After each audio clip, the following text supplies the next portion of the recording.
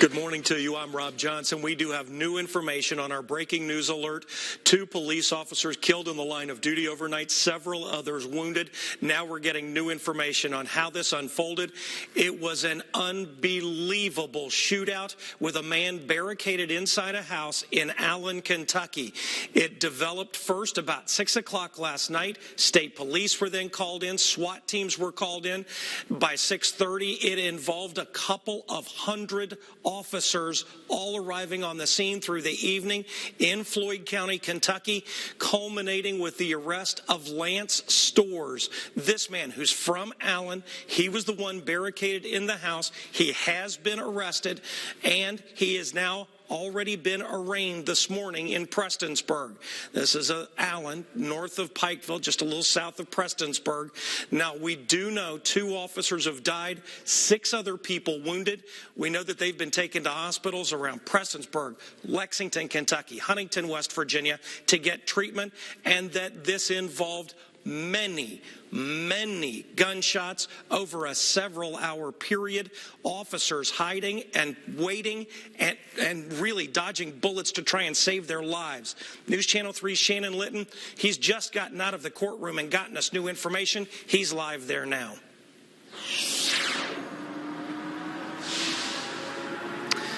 Rob, good morning to you. It's been quite an emotional morning here, too. We were in the arraignment it happened closer to 10 this morning, and that is where a plea of not guilty was actually put in place for Lance Storrs, because he is being charged with the murder of 2 police officers. A judge saying at the time, basically, because of the charges, he has to plead not guilty. A $10 million cash-only bond being set for him. Once we stepped out of the arraignment, though, we were able to catch up with the Floyd County Sheriff John Hunt and the Floyd County Attorney Keith Barley.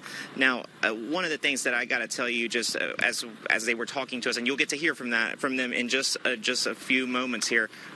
Really, what they were saying is obviously they're taking this very personal. The sheriff going as far as saying that this man is a terrorist. They said at one point that they had to that there was an officer hiding underneath his cruiser to try to evade any gunshots coming at him. Again, this is just a really emotional time, and I'm going to let's go ahead and dip into that press conference, which happened just about 30 minutes ago. Yeah, well, yesterday, mid-afternoon, early evening, sheriff's deputies were investigating a domestic situation type call. That investigation led them to a residence in Allen, Kentucky, on what's called Railroad Street. An individual in that house who police were probably investigating on the domestic charge seemed to be waiting for him and just opened fire upon their arrival. You said there were 4 initially who responded. What did they encounter? They encountered just what I told you, pure hell. When they arrived, they had no chance. This guy had it seemed to be a plan, and he pretty much executed that plan almost to precision, and thank God we were at least able to some survive that did, to be honest with you. But for the ones that were there, they lived in pure hell for some time, and it wasn't good. Sheriff, were these officers from Prestonsburg or your office, or who was involved out there? The first responding agency was us. Okay. On the initial investigation of the domestic. Okay. After those officers put out a call for help, being under fire, other agencies arrived. Okay. And we understood that there were 2 folks that have passed away. Are you at liberty to release their names yet, or? I do not have the full names of those individuals, so I would wait on that.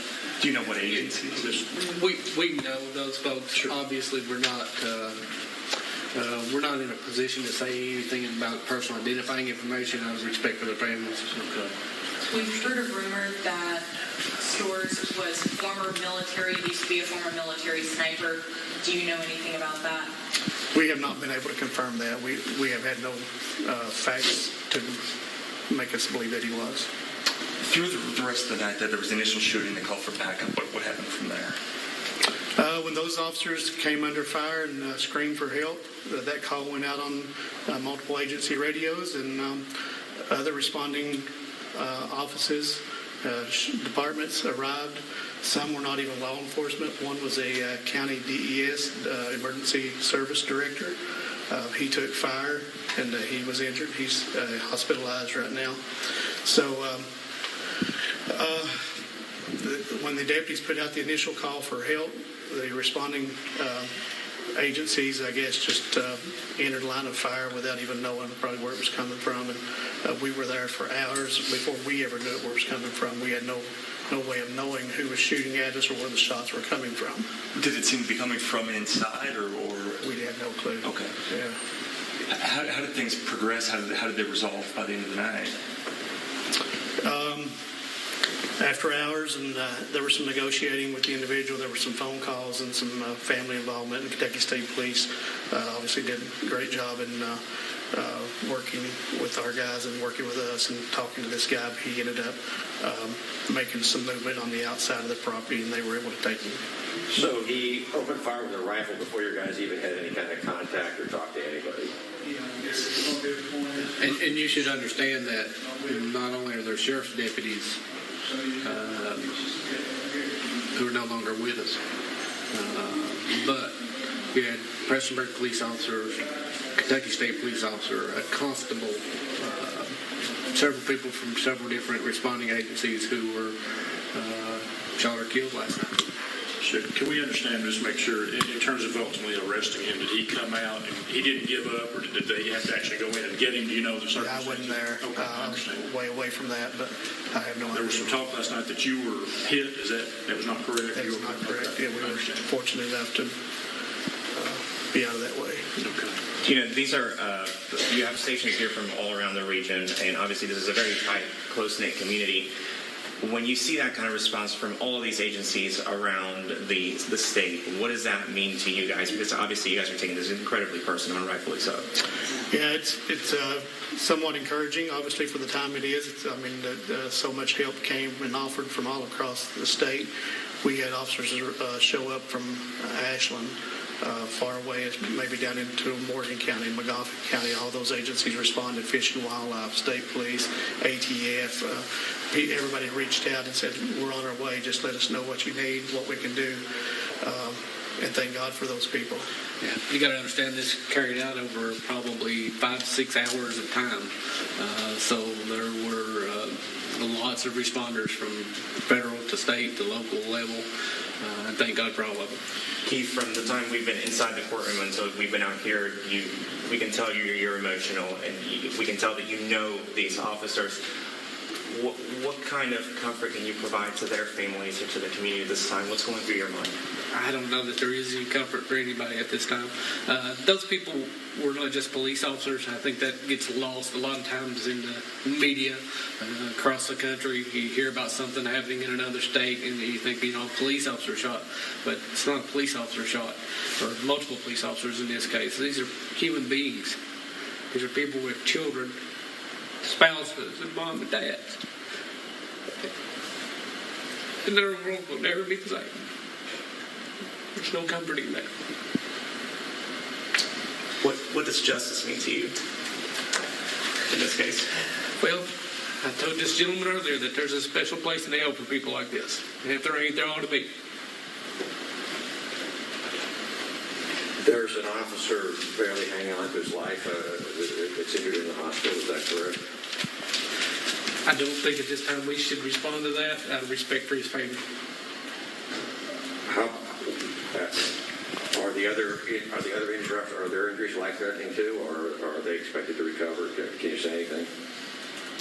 There certainly were some very serious injuries outside of the folks that are not with us today. How many people were actually shot? When we were in the courtroom before, you indicated that one of the officers actually got carbon monoxide poisoning because he had to seek shelter underneath a vehicle where the motor was running. How many people were actually wounded by the gunman? The number of injuries sustained by a gunshot, I'm not sure of. Some were shrapnel that may have not been direct hit. There were other injuries other than gunshots. Like you mentioned, the one deputy laid under a vehicle for hours as gunshot just went ringing over his head. And actually at one time the car that he was under just took a barrage of bullets and shot the canine dog in the back seat while this gentleman was under that car. Other officers were injured in other ways, trying to either get into some kind of position or get out of a position. So the total injuries we do not know yet. And we're still trying to even check on our people that are in hospitals as we speak. And these charges will likely be modified in some ways where there might be other charges like wanton endangerment where people were not actually shot but were exposed to gunfire. Yeah, there will be substantially more charges. The charges from last night were in the middle of a war zone, basically, and were done certainly about information that was definitive at that time, and for the police officer to go ahead and lodge this worthless human being, in my opinion, in jail. But yes, there should be substantially more charges. Does Kentucky have a death penalty? Yes, it does. Will you all seek that in this case? I'm going to defer that answer to the Commonwealth Attorney. That's his call. But it's a death-eligible crime. It is. Death of a police officer. It most certainly is. Are you able to confirm whether anyone injured was transported to UK Hospital in Lexington? We do have a deputy. I can confirm is at the University of Kentucky Hospital. And he's a Floyd County Sheriff's deputy? Yeah, that is correct, yes. Do you know what his condition is, how he's doing? Do not know his condition. Last we heard just minutes ago before coming to this hearing was that he was under surgery right now. Do you know anything more? You can tell us anything more, Sheriff, or Mr. Bartley, about this individual stores? I mean, a lot of times I know you'll have a history with a guy, you know him, he's been out to that house 17 times before. Bill, we don't have. He was new to this area based upon the information provided us by locals in the Allen community. So we don't have a lot of information about stores. You might have mentioned this earlier, or maybe you didn't. Can you guys tell us at this time what kind of weapon was used? I don't know that we know that with specifics at this time. I will say there were multiple weapons, lots of ammunition.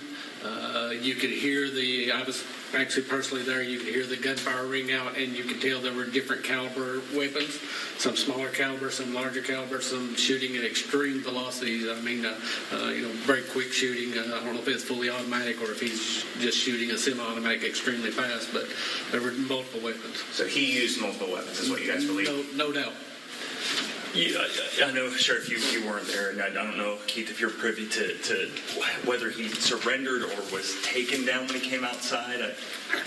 You got to realize we had a scene that was coordinated, trying to prevent other injuries or other deaths. That was an extremely large area. So Sheriff Hunt and I were not within view of the actual arrest at the time it occurred. You said that this was a war zone and it was held. Could this be classified as a mass shooting? Oh, there's no question it's a mass shooting. I don't know, by any definition you couldn't call it a mass shooting. And when I say it's a war zone, when I pulled into this area, we're talking about people in fatigues, people with body armor, people with night vision, people with assault weapons. If that's not a war zone, I don't know what it is. When I get out of the car, there's bullets raining down on us. It's a war zone. And he was a sheer terrorist. I mean, he was just a terrorist with a mission, and he was out to succeed at that. Was he wearing any kind of body armor or anything when he was arrested? I don't know that When he was arrested, I don't know the answer. Was there anyone inside with him? No. Okay. So he was alone. That's when he was alone. Okay. How's everyone else doing as far as family members or that kind of thing of Mr. Storrs? Mr. Storrs' family members? Is that what you're asking? Or is that I know there was a wife. Is she doing okay? Are there kids? Are they okay? We understand his wife and child were moved to a domestic violence shelter last night. Before all this rung out? She was in a safe place at the time the incident occurred, but then later transferred to a safe house. Yeah, and quite frankly, we don't want to make too much comment on that underlying, because there's an underlying investigation that preceded this. Sure. Thanks. Sorry for your loss. I appreciate it. Thanks, Sheriff.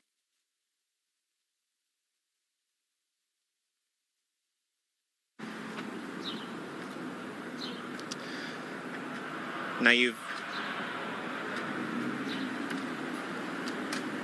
been hearing the press conference there that we were briefed there by Sheriff John Hunt and the county attorney Keith Hartley there. A lot of questions still remain. This investigation, Keith Bartley, I misspoke there. A lot of questions still remain, of course. This is still early in the investigation. You heard him say there, I mean, this was a mass shooting. This was a terrorist act.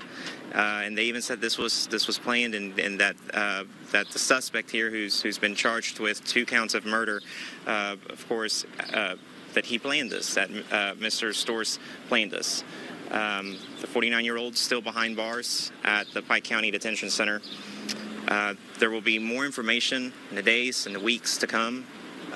You heard me there trying to ask if there was anything that could be said to the families of these grieving families of these police officers who have passed, of these police officers who are still in the hospital fighting for their lives. But there's not, and there's not much I can say.